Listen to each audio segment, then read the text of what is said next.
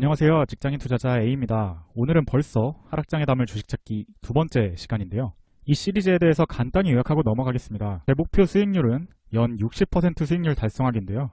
성공한다면 이 업계 레전드가 될 거고, 실패해도 나쁘지 않은 수익률을 거둘 수 있을 것 같아서 목표를 높게 잡아봤습니다. 그렇게 하기 위해서는 제 생각에 지수보다는 개별주 비중을 높여야 되고, 상승기엔 가벼운 종목, 중소기업 위주로 담아야 되고, 하락했을 때 매수해야 되고, 유동성 시기를 잘 이용해야 한다 라는 것이고요. 성공했을 때 우리의 재산은 이렇게 지수 곡선을 그리면서 상승할 겁니다. 1차적으로 타겟으로 잡아본 산업은 다음과 같고요. 국내 주식과 해외 주식에서 각각 사이클의 상승기에 있는 주식, 성장주, 그리고 해지 차원에서 ETF 배당 성장주를 담아볼 계획입니다. 구체적으로 이 산업들에서 어떤 기업을 담으면 좋을지를 알아보는 시간이 바로 이 하락장에 담을 주식찾기 시리즈인데요. 오늘은 지난 시간에 이어서 이 전기차 배터리 산업에 대해서 조금 더 자세히 알아보려고 합니다. 지난 시간에 제품 구조 및 원리에 대해서 설명을 드렸었죠. 지금 오른쪽에 보이시는 링크에서 확인해 보시면 좋으실 것 같고요. 초등학생도 이해할 수 있게 아주 쉽게 설명을 해봤습니다. 오늘은 두 번째 시간이고요. 기업 선정을 본격적으로 해보려고 합니다. 지난번 영상에서 예고를 하면서 중소형 부품 기업을 다뤄본다고 말씀드렸는데, 생각해보니까 배터리 셀을 만드는 완성 배터리 기업을 먼저 다루는 것이 순서인 것 같아서 오늘은 완성 배터리 기업들을 먼저 다뤄보려고 합니다. 기업 목록을 쭉 정리해보고 살펴본 다음에 매력도에 따라 선정할 계획이고요. 저번 시간에 못 다뤘던 산업 규모와 성장성 얘기까지 같이 나오니까 오늘 들으시면 이렇게 산업 이해부터 기업 선정까지 종합적인 내용을 파악하실 수 있을 것으로 생각됩니다. 자, 그럼 본격적으로 시작해 보겠습니다. 지난 시간에 전기차 배터리의 구조는 셀, 모듈, 팩으로 이루어진다는 것 말씀드렸죠. 셀이 가장 작은 단위고, 이 셀이 합쳐진 게 모듈이 합쳐진 게 팩이고, 이 팩이 자동차에 들어갑니다. 오늘 설명드릴 기업들은 이 셀, 모듈, 팩을 만드는 기업들이고요. 국내 3사로 불리는 LG화학, 삼성 SDI, SK이노베이션을 집중적으로 파헤쳐 보겠습니다. 촬영일인 9월 22일 기준으로 보면 시가총액은 LG화학 45조, 삼성 SDI 30조, SK이노베이션 13조 규모의 기업입니다. 물론 이것은 배터리 사업뿐만 아니라 기존의 정유, 화학 사업까지 합친 시가총액이고요. 실적 정보들을 분기별로 나눠보면 현재 2Q, 2분기까지 실적이 발표되어 있고 3Q와 4Q는 전망치입니다. 하나하나 보시면 LG화학은 먼저 매출은 꾸준히 증가하고 있는 모습인데요. 영업이익은 4분기에 소폭 감소할 것으로 예상이 되는 상황입니다. 영업이익률도 8%였다가 7%로 소폭 감소할 전망이고요. 삼성 SDI 같은 경우엔 매출도 증가, 영업이익도 증가하는 아주 좋은 모습을 보여주고, 특히 영업이익률이 4%, 7%, 9%로 점점 더 상승하는 아주 좋은 모습입니다. SK이노베이션 같은 경우엔 매출은 지속해서 성장할 전망이지만 영업이익은 점점 더 감소하는 모습이고요. 영업이익률도 다른 기업들에 비해 그다지 좋지 않은 상황입니다. 참고로 SK이노베이션은 정유가 아직까지 메인 산업이기 때문에 이 점을 감안한다면 이렇게 영업이익률이 낮게 나온 이유도 어느 정도 수긍이 가죠. ROE 같은 경우 높을수록 수익성이 좋다는 것을 의미하는데 LG화학이 제일 높은 모습이고요. 그 다음으로 삼성 SDI, SK이노베이션이 따라오고 있습니다. EPS도 마찬가지입니다. 주당 얼마나 벌어주는지를 의미하는데요. 이것도 역시 LG화학, 삼성 SDI, 그리고 SK이노베이션 순으로 위치해 있습니다. 다음으로는 가치평가를 할 때 사용되는 멀티플을 볼 건데요. PER 같은 경우에 현재 LG화학, 삼성 SDI 모두 100배가 넘는 매우 높은 수치를 보여주고 있습니다. 이건 분기고요. 연 단위로 환산을 하면 올해 42배, 63배로 떨어질 예정이긴 합니다. SK이노베이션은 적자이기 때문에 정확한 PER을 알 수가 없고요. 사실 이것만 보면 LG화학하고 삼성 SDI 지금 엄청나게 고평가되어 있다라고 생각하실 수도 있을 겁니다. 그런데 저는 개인적으로 저평가도 아니지만 엄청나게 고평가도 아니라고 생각을 하는데요.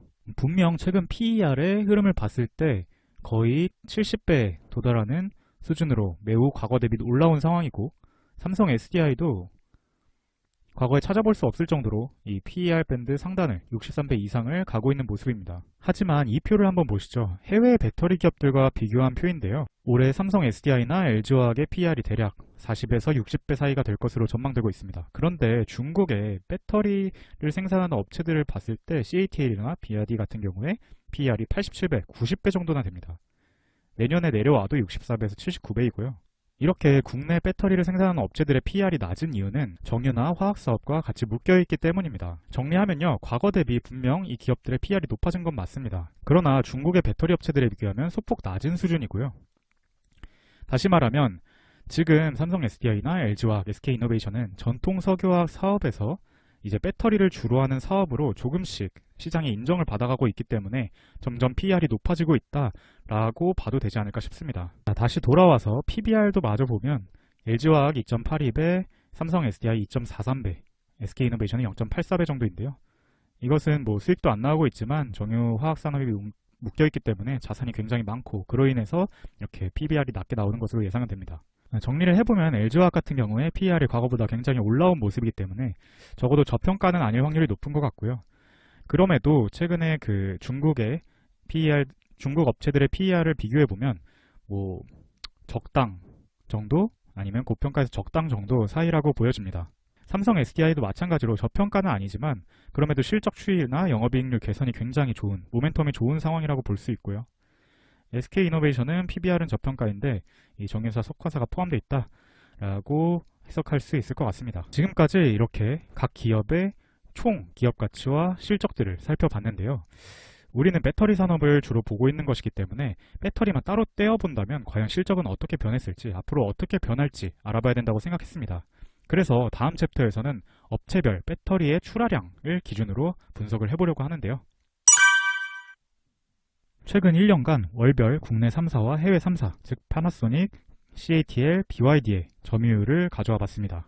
데이터를 정리해서 직접 그래프를 그려봤는데요. 붉고 실선으로 되어 있는 것들이 국내 기업들이고 점선으로 되어 있는 것들이 해외 3사의 그래프입니다. 뚜렷한 추이가 보이는데요. 최근에 이 파나소닉이나 CATL, BYD 같은 외국 업체들은 점유율이 하락하는 모습이고 LG화학, 삼성 SDI, SK이노베이션 등은 점유율이 상승하는 모습을 보였습니다. 이건 왜 그랬느냐? 세 가지 이유 정도가 있을 것 같은데요. 코로나로 인한 중국 업체 생산량이 감소했던 사실이 있고요. 두 번째는 완성차 업체들의 배터리 공급책이 다변화됐습니다. 예를 들면 테슬라 같은 경우에도 예전엔 패나소닉 것을 많이 쓰고 있었는데 최근 LG화학이나 CATL의 배터리도 공급받겠다고 말을 했었죠. 세 번째는 한국 업체들의 신규 공장이 가동되면서 양산 물량이 증가했고 이로 인해서 수요를 충분히 만족시킬 수 있었기 때문에 이렇게 점유율이 올라간 것으로 보입니다. 그렇다면 우리는 이렇게 국내 기업들의 우호적인 점유율의 추이가 앞으로도 유지될 것인지 생각을 해봐야겠죠. 저는 개인적으로 이 부분에 대해서는 살짝 부정적이라고 생각을 합니다. 왜냐하면 코로나로 인한 중국 업체 생산량 감소는 이제 점점 해소가 되고 있고요. 완성차 업체들의 배터리 공급책 다변화라는 것은 이런 국내 기업 말고도 새롭게 진출하는 신규 진입자들에게도 자리를 내어줄 가능성이 있다고 보이기 때문입니다. 정리하면 최근 국내 3사의 배터리 실적이 점점 더 좋아지고 있는 것은 맞다. 하지만 이것을 조금 더 장기간으로 봤을 땐 이 추이가 이어질지는 솔직히 부정적이라고 생각한다 정도로 보고 넘어가면 될 것 같네요. 여기까지는 제 머릿속에서 나온 가설들이었는데요. 조금 더 정확히 숫자로 이 가설을 확인하고 싶어서 다음 장에서는 수급과 생산 능력을 수치로 가져와 보고 그에 대해 분석을 한번 해보려고 합니다. 향후 10년간 전기차 배터리 시장의 총 수요 그리고 총 공급 및 주요 배터리 기업들의 생산 캐파를 최대한 파편적으로 인터넷에서 긁을 수 있을 만큼 최대한 끌어모아서 작성을 해봤습니다. 사실 이게 완벽하게 나온 데이터는 거의 몇백만 원짜리 리포트를 주고 사야 되더라고요. 제가 아직 그럴 능력은 안 돼서 이렇게 최대한 파편적으로 떨어져 있는 거 열심히 모아봤습니다. 몇 가지 숫자는 투자자분들께서 외워놓으면 좋다고 생각을 하는데요. 첫 번째는 2020년의 총 수요량입니다. 434기가와트 정도 되고요. 이게 2025년에 1272기가와트, 2030년에 2985기가와트로 성장한다고 합니다. 와, 20년에서 30년까지 10년간 6배에서 7배 가까이 성장하는 시장이라는 놀라운 결과가 나오는데요. 우리가 반드시 주목해야 하는 것은 현재는 어느 정도 초과 공급의 상태인데 2024에서 2025년 정도가 되면 초과 수요가 본격적으로 결정을 이루는 시기가 온다는 겁니다. 업체들의 공급량이 따라가주지 못하면 22년에서 23년으로 초과 수요 시작되는 시점이 앞당겨질 수도 있다고 전망이 되고 있는데요. 이렇게 수요가 폭발적으로 늘어나는 이유는 유럽을 중심으로 한 환경 규제와 각국의 전기차 보급 확대 전략이 맞물리기 때문입니다. 시장의 성장을 이끄는 매우 중요한 트렌드니까 꼭 기억해 두셨으면 합니다. 그럼 이제 본격적으로 기업별 생산 캐파를 알아보려고 하는데요. 여기서 캐파라는 것은 캐파시티의 줄임말로서 생산 능력을 의미합니다. 참고해 주시고요. 다시 한번 여러분들께서 기억하고 계시면 좋을 만한 숫자들이 있는데요. 바로 올해 말 기준으로 각 업체들의 생산 캐파 수준입니다. 아까 총 수요가 434기가와트 정도 된다고 했었죠. LG화학은 100기가와트 정도 되고요. 삼성 SDI 30기가와트, SK이노베이션 40기가와트, 파나소닉 32기가와트, CATL 58기가와트입니다. 딱 봐도 LG화학의 캐파가 가장 높은 것을 알 수 있고 그 뒤에 CATL이 쫓고 있는 것을 알 수 있죠. 나머지 업체들의 캐파는 비슷비슷한 수준입니다. 그런데 3년 뒤인 23년을 보시죠. LG화학은 100GW에서 189GW로 약 2배 정도 성장을 하고요. SDI나 이노베이션 같은 경우에도 2배 정도 성장을 하는 모습입니다. 그에 비해 파나소닉은 그만큼 늘어나지 않을 것으로 지금 계획이 잡혀 있고요. CATL 같은 경우에는 거의 3배에서 4배 정도로 생산시설을 늘린다고 하죠. 즉 시장의 규모가 2배 정도 상승할 때 이 대부분의 업체들은 그 규모를 따라가는 모습이고요. 파나소닉 같은 경우에는 현재 계획으로선 그 시장의 상승을 따라가지 못할 것 같은 모습이고 CATL은 그보다 더 많이 증설을 할 계획이라고 합니다. 25년에도 마찬가지입니다. 시장이 916GW에서 1272GW로 성장할 때 LG화학도 189GW에서 261로, 삼성 SDI나 SK이노베이션도 각각 100 정도로 추가 상승을 할 것이라고 예상을 하고 있죠. 정리하면 전기차 배터리 시장은 2에서 5년 이내에 초과 수요 상태에 진입을 하고 이 급박한 성장에 맞춰서 가까이 기업들도 생산 캐파를 늘려서 이 시장의 성장 추이를 따라갈 것으로 계획하고 있다는 점입니다. 조금 더 구체적으로 전망을 해보고 싶어서 다시 한번 리서치력을 발휘해봤습니다. 최대한 끌어모을 수 있는 정보들을 끌어모아서 표로 정리해봤는데요. 생산시설 투자 현황부터 먼저 볼게요. LG화학 같은 경우엔 연 3조 원을 투자하겠다고 밝혔습니다. SK이노베이션은 약 9천억 원 정도를 미국 제2공장에 투자한다고 밝혔고요. 파나소닉은 약 1200억 원 정도를 기가팩토리 1에 투입하겠다고 밝혔습니다. CATL은 제가 추산을 했을 때 연 3조 원 미만일 것으로 생각이 되는데요. 중국 3개 공장 증설하는데 투자하겠다고 밝혔고 또 독일 공장을 25년까지 짓는데 2조 원 정도 투자하겠다고 밝혔습니다. BYD는 2020년까지 중국에 공장을 세우는데 8천억 원 정도를 투입했다고 합니다. 즉 미래에 폭발적으로 성장하는 수요를 잡기 위해 준비하고 있는 기업은 가장 뛰어난 기업이 LG화학이라고 할 수 있을 것 같고요. 그 다음이 CATL이라고 보시면 될 것 같습니다.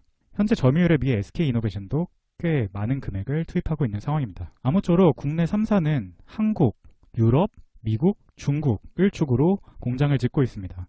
SDI도 마찬가지로 한국, 유럽, 중국, SK이노베이션도 한국, 유럽, 미국, 중국에 공장을 가지고 있고요. 공장의 위치를 보면 알 수 있는 게요. 이 기업들이 타겟하는 주요 시장을 알 수 있습니다. LG화학 같은 경우에 앞에서 말씀드린 것처럼 전 세계 주요 시장을 다 이렇게 타겟하고 있고요.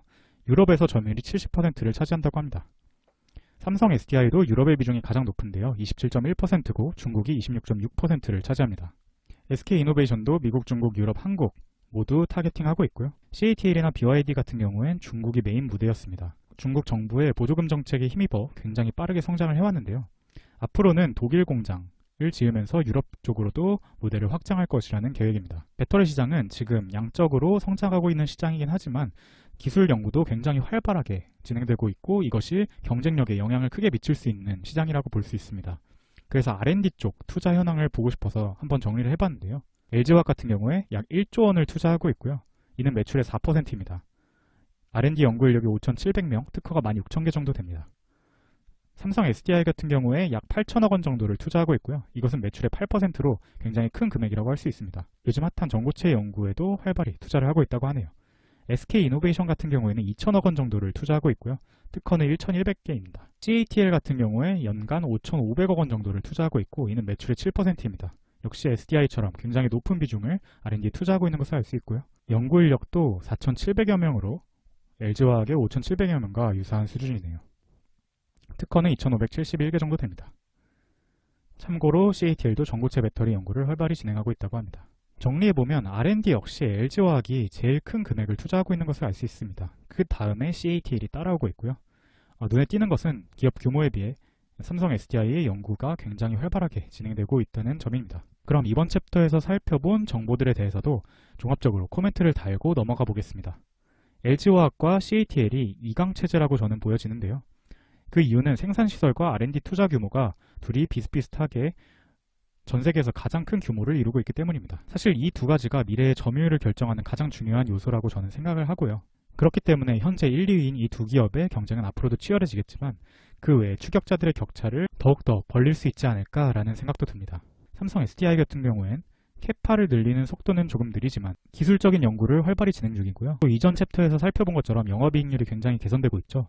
이 원가 절감을 위해 굉장히 노력하고 있다고 합니다. 그런 면에서 LG화학과 CATL과는 다른 매력의 소유자라고 할 수 있겠네요. SK이노베이션 같은 경우에는 비록 1, 2위는 아니겠지만 시장이 초과 수요에 접어들면 그 이익을 볼 것이라 생각이 듭니다. 게다가 정유 시황이 코로나가 끝나고 이제 본격적으로 22에서 23년 정도에 반등하기 시작한다면 이 시너지를 같이 받을 수도 있을 것으로 생각이 되네요. 결국 이런 정보들을 바탕으로 제가 판단하기에는 향후 5년간 초과 수요의 진입로에 현재 서 있다라고 볼 수 있을 것 같습니다.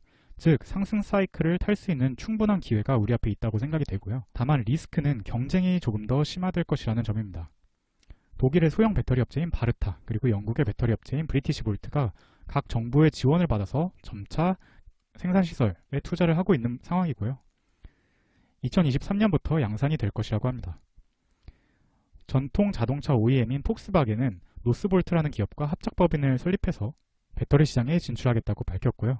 CATL도 다임러와 파트너십을 강화하면서 기존 자동차 업체들의 진입도 예상이 되는 상황이기 때문입니다. 결론적으로 저는 이 산업에는 투자를 해야만 한다고 생각합니다.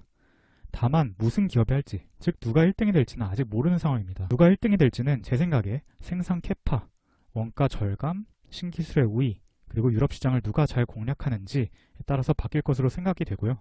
이 부분에 대해서 업데이트되는 정보들이 있으면 영상을 통해 공유 드리도록 하겠습니다. 이렇게 산업이 확실히 성장하는 것도 알겠고 각 기업들이 어떤 특징을 가지고 있는 것도 알겠으니 이제는 이 기업을 언제 살지, 즉 언제가 저평가고 언제가 고평가일지를 판단하고자 하는데요.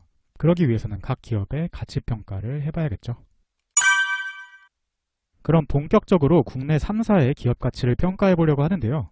방법론은 글로벌 전기차 배터리 시장 규모 추정치가 있으니까 이 중에 각 기업이 차지하는 점유율을 곱해주고 그 매출 규모의 시가총액과의 비율을 의미하는 PSR을 곱해줘서 기업 가치를 추정해 볼 생각입니다. 먼저 LG화학입니다. 배터리 사업부만 따로 떼어서 보겠습니다. 2022년과 2026년의 시장 규모는 스태티스타라는 통계 사이트에 따르면 686억 달러 그리고 939억 달러 정도 된다고 합니다. 이것을 원화로 환산하면 82조, 112조 정도 되는데요. 여기에 시장 점유율을 곱해주는 겁니다. LG화학의 시장 점유율이 2020년 가장 최근 월에 27%였는데 미래 경쟁이 심화된다고 말씀드렸죠. 그래서 시장 점유율이 소폭 낮아진다고 가정을 했습니다. 이렇게 되면 시장 규모 곱하기 시장 점유율은 LG화학의 당해년도 매출이 될 것이고 이 매출에 LG화학의 PSR을 곱하면 당해년도의 기업 가치가 되는 겁니다. 이때 PSR은 현재 PSR인 1.5를 사용했는데요. 매출 대비 시가총액이 1.5배 정도 된다는 겁니다. 참고로 CATL의 PSR은 9.9배인 것을 감안하면 상당히 낮은 수치라고 할 수 있죠. 2020년에 배터리 사업부의 기업 가치를 16조 6천억 원 정도로 산정을 했는데요. 이것은 전체 시총의 37% 정도, 즉 매출 비율인 37% 정도를 가정한 것입니다. 이렇게 되면 2022년에는 예상 수익률이 1.7배가 되고요. 2026년에는 2배가 됩니다. 아래표는 동일한 방식으로 SNE 리서치라는 다른 통계 사이트에서 산정한 시장 규모를 가져다 쓴 건데요. 비교해보시면 시장 규모를 조금 더 높게 산정한 것입니다. 조금 더 긍정적으로 시장을 봤다고 할 수 있겠죠. 동일한 방식으로 계산을 하면 2022년에 1.8배의 수익, 2026년까지 2.6배의 수익을 거둘 것으로 생각이 됩니다. 그런데 LG화학은 올해 12월에 배터리 사업부를 자회사로 독립시키기로 결정했죠. 그래서 배터리 자회사와 앞으로 모회사가 될 LG화학의 각각의 기업 가치를 한번 평가해 보겠습니다. 먼저 배터리 자회사부터 보면 배터리 사업은 시장 점유율이 똑같이 27%에서 20% 정도까지 하락한다고 가정을 했고요. 대신 이 자회사의 PSR을 4배로 산정을 했습니다. 앞서 테슬라는 5배 정도, 그리고 CATL은 9.9배 정도 된다고 말씀을 드렸는데요. 이 LG화학 모회사의 1.5배 정도와 이 9.9배 사이 또는 그보다 조금 더 낮은 4배 정도는 줄 수 있겠다고 생각해서 4배 정도를 줬습니다. 그렇게 되면 기업 가치는 2년 동안 4.6배 상승할 것으로 예상이 되고 6년 동안 5.4배 정도 상승할 것으로 예상됩니다. 물론 이것은 배터리 자회사의 얘기고 실제로 지금 상장되어 있지 않기 때문에 우리는 이 수익을 예상한다고 해도 거둘 수는 없습니다. 그렇다면 지금 우리가 투자할 수 있는 LG화학 주식에 대해서도 한번 살펴보겠습니다. 역시 LG화학이 배터리 시장에서 차지하는 점유율은 똑같이 27%에서 20% 정도까지 낮아지겠다고 보수적으로 봤고요. 사실 이렇게 낮아지는 것도 굉장히 보수적으로 잡은 가정입니다. 왜냐하면 LG화학은 지금 1위이고 가장 큰 R&D 투자와 시설 설비 투자를 하고 있기 때문입니다. 어쨌든 이렇게 점유율이 낮아질 때 LG화학의 매출 중 배터리 외의 매출은 20년 수준이 유지된다고 보았습니다. 이때 LG화학의 PSR은 0.6배를 주었는데요. 이것은 동일 업종인 롯데케미칼이 0.6배이기 때문에 이것을 차용해서 0.6배 정도면 되겠다라고 생각해서 적용한 것입니다. 그렇게 되면 총 기업 가치는 2년 뒤 1.4배 그리고 6년 뒤 1.6배 정도 오를 것으로 예상이 되고요. 사실은 LG화학의 배터리 외에 석유화학 부분의 매출도 20년이 굉장히 낮았기 때문에 이것보다 더 오른다고 가정을 하면 이거 플러스 알파의 수익률이 있을 것으로 예상은 됩니다. 이번엔 삼성 SDI의 사례를 살펴보겠습니다. 배터리 사업부 같은 경우엔 삼성 SDI의 시장 점유율은 현재 7%인데 경쟁 심화로 5%까지 내려간다고 가정해봤고요. 역시 LG화학과 마찬가지로 PSR은 4배까지, 4배까지는 오른다고 가정했습니다. 그런데 이렇게 됐을 때는 예상 수익률이 거의 얼마 되지 않는 것으로 나타났는데요. 지금 꽤 고평가되어 있다라고 해석할 수 있을 것 같습니다. 기업 전체로 보면 시장 점유율 역시 배터리 시장에서 동일하게 하락하는 것으로 봤고, 매출은 배터리 사업부의 매출이 전체 매출에서 차지하는 비중을 역산해서 구해봤고요. PSR 같은 경우엔 배터리 사업부의 4배와 기존의 2.7배 사이인 3배 정도로 가정을 했습니다. 이렇게 됐을 때는 오히려 수익률이 마이너스가 나는 것으로 나왔네요. 물론 시장 점유율이 이렇게 하락하는 것이 아니라 오히려 상승한다면 이 예상 수익률은 플러스로 전환이 될 것으로 예상됩니다. 이번엔 SK이노베이션입니다. 배터리 사업 같은 경우에 시장 점유율이 5%에서 4%까지 하락한다고 봤고요. PSR은 역시 배터리 사업부만 따로 보면 4배 정도는 될 것이라고 가정했습니다. 이렇게 됐을 때 예상 수익률은 3.6배에서 4.4배 정도로 지금 꽤 저평가되어 있다라고 볼 수 있을 것 같고요. 이노베이션 기업 전체로 봤을 때 역시 전체 매출은 전체 매출에서 배터리 사업부의 매출이 차지하는 비중 4%를 역산해서 구해봤습니다. PSR 같은 경우엔 석유화학, 정유사업과 합쳐지기 때문에 0.4보단 높지만 그래도 4보다 훨씬 더 낮은 1.0 정도로 봤고요. 이렇게 됐을 때 기업 가치의 상승폭은 2020년 대비 2022년에 1.4배, 26년에 1.7배 정도 나오는 것으로 계산해 봤습니다. 한 판에 정리해 보겠습니다. LG화학 자회사의 경우는 예상 수익률이 4.6에서 5.4배, LG화학의 모회사는 1.4에서 1.6배 플러스 알파, 삼성 SDI는 예상 수익률이 마이너스 30%에서 마이너스 20%, SK이노베이션은 예상 수익률이 1.4배에서 1.7배 정도 되는 것으로 나왔습니다. 현재 우리가 매수할 수 있는 3가지 옵션 중에는 SK이노베이션이 제일 매력적이어 보였고요. 그 다음이 LG화학, 그 다음 삼성 SDI였습니다. 물론 아까도 말씀드렸다시피 시장 점유율이 어떻게 변하느냐에 따라 이 예측치는 달라질 수 있겠죠. 시장 점유율에 영향을 미칠 만한 중요한 뉴스들이 있으면 추후에 영상으로 공유 드리겠습니다. 그런데 저는 이 숫자들을 보면서 생각보다 성장률이 낮다라는 생각이 들었는데요. 그 이유는 바로 PSR이 낮기 때문입니다. CATL은 PSR이 9.9배나 되는데 우리나라 기업들은 이것보다 훨씬 더 낮은 수준이죠. 결국 중요한 건 이 화학기업들이 얼마나 PSR을 높게 받느냐일 텐데요.